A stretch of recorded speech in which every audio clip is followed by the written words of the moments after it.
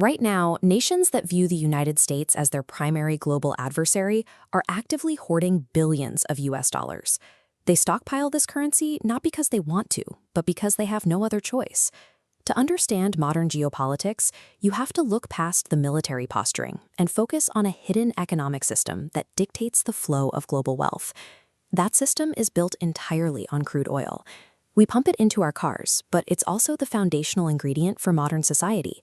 We use it to manufacture plastics, produce chemical fertilizers for agriculture, and power the vast shipping networks that move physical goods across the planet. Because every single modern nation requires a constant supply of oil to keep its economy functioning, whoever controls the mechanism of the global oil trade dictates the terms of the global economy. The United States secured that control during the moment of profound economic vulnerability. In 1971, President Richard Nixon abruptly severed the tie between the US dollar and gold. This event, known as the Nixon Shock, transitioned the world into a fiat currency economy. Fiat currency is simply government-issued money that derives its value from public trust and economic stability rather than being backed by a physical commodity.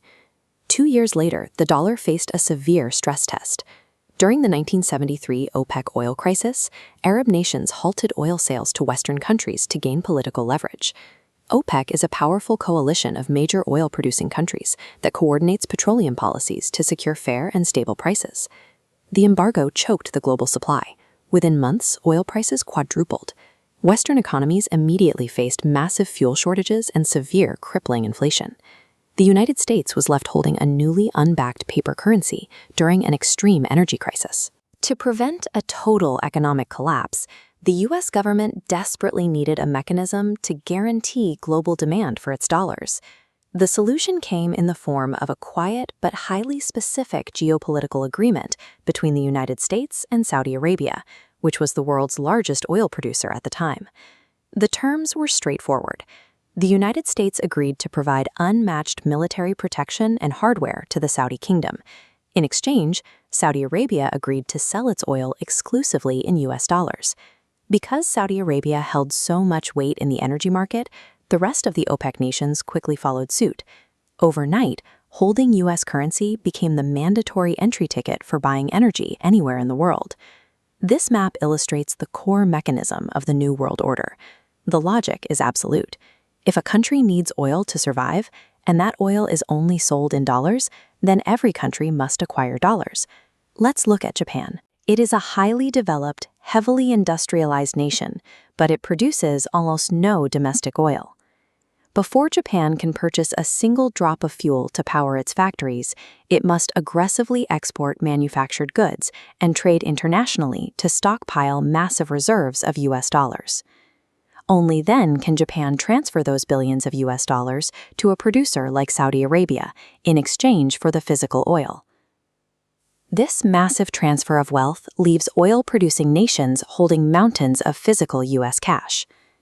By artificially tying the world's most critical commodity to one specific currency, the US forces the entire globe into a constant scramble for dollars.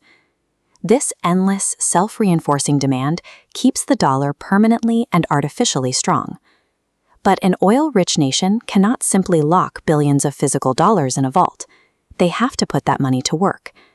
This leads to the final, crucial step of the loop, a process known as Petrodollar Recycling. Instead of hoarding cash, these producing countries invest their dollar profits directly back into highly secure U.S. assets. They buy up American real estate, equities, and, crucially, U.S. government treasury bonds. This injects all that foreign capital right back into the American financial system. It directly funds U.S. government debt and allows Washington to borrow money at incredibly low interest rates. The loop is perfectly sealed. The U.S. prints paper dollars to buy foreign goods. The world uses those exact dollars to buy oil, and the oil producers lend those dollars right back to the U.S. government. Because this massive volume of global trade occurs in U.S. dollars, the transactions must physically clear through U.S. banks. This gives Washington total control over the plumbing of the global economy. This control translates directly into modern warfare. If the United States imposes sanctions and blocks a country's access to the dollar system, they effectively banish that nation from the global energy market.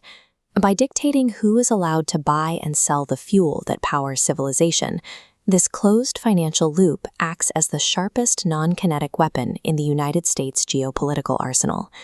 Adversaries are actively trying to bypass this control. The BRICS nations, an economic alliance originally comprising Brazil, Russia, India, China, and South Africa, are increasingly attempting to trade oil in alternative currencies. Russia, under heavy sanctions, has sharply reduced its U.S. Treasury holdings. China is executing a calculated strategy alongside them. They are now actively settling select oil contracts in yuan, deliberately bypassing the U.S. banking system wherever it is politically necessary. So, if hostile nations recognize the trap, why don't they just abandon the dollar entirely? Extracting the dollar from the center of global trade involves untangling a massive web. Changing currencies requires replacing an entrenched ecosystem of legal contracts, rewriting global insurance models, and abandoning a market with deep liquidity to move billions without crashing.